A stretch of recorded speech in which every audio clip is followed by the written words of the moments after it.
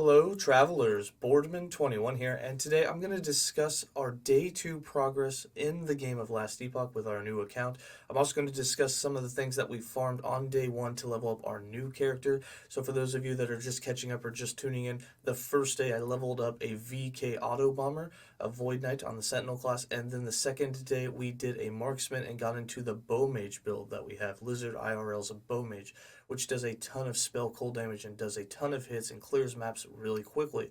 What we did on the Void Knight in day 1 was farm everything that we would need it. So I'm going to go ahead and show you exactly where I did the timelines, why I chose those timelines, and what led us to get a bunch of the gear that we needed for the bow mage so that it would be a very easy leveling process, as that's what we're trying to set ourselves up with at this point, is getting ourselves set up to be able to level our alts really quick and get all of them into the end game before patch 8.4.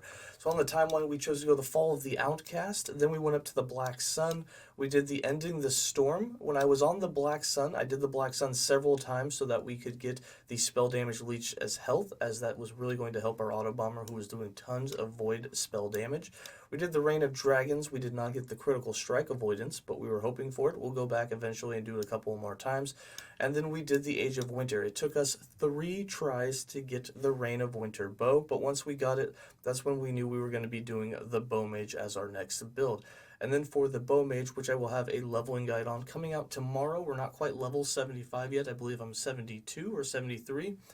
We're going to go ahead and put a leveling guide on that, and I'll show you exactly how to level and then transition to the bow mage because you get to level it at level 70.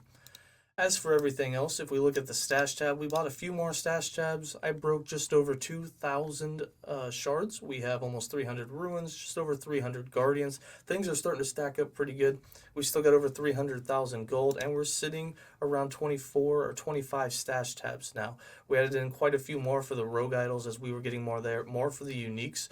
These are the uniques that I have found so far. We've gotten quite a few of the dream thorns.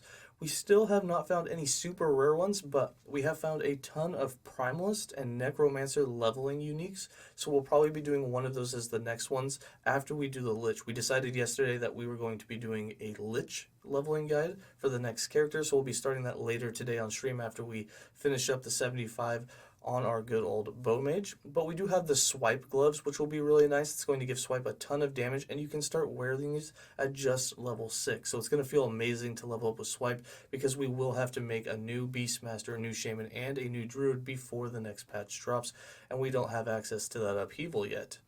But that's basically a summary at this point. I'm going to continue to keep organizing out our good old stash tab. We have 2 Exalteds that are completely full now. We'll be getting a 3rd one today. Again, we're trying to save as many Exalted items as possible in patch 8.4. These are tied into the legendary systems. Make sure that you are saving all of your Exalted items, as you are going to want those. On top of that, to set yourself up for leveling alts, especially in this softcore mode where you'll have access to everything, you want to make sure that you're breaking down any hybrid health or resistances that you find to make it easier to go through the campaign without dying. You want to stack lots of HP, get your resistances up, and you can craft that gear ahead of time. Granted that the helm, the chest, and the relic will be class specific, so you'll have to wait until you're actually on that character to craft them. I have found it always best to craft like 4 tier 1s on something, 4 tier 2s on something, and then 4 tier 3s, and you can just throw those items onto your character and it makes the leveling a blast. I will put on a video later where I crafted the set for the Lich. We're going to do it on stream today where I'm going to craft the items that we know will be really good for it, and that way we'll be able to just kind of power level through it as we start making our Death Wave and Hungering Souls Lich all the way through the campaign and into the end game. And that's my update for day 2. And as long as you guys continue to enjoy these videos, I will continue to give you day-to-day updates and progress on our streams and how we've been doing and how much progress we're making. Right now, the end game goal is to have 1 of each mastery into the end game, into empowered content, maybe even some stacked empowered content by patch 8.4, so we can do end game builds, especially with the Druid, right off the bat. Alright, that's going to be it from me. If you guys have any questions, feel free to comment below and I will answer them. As always, stay safe and have a good day, and see you later.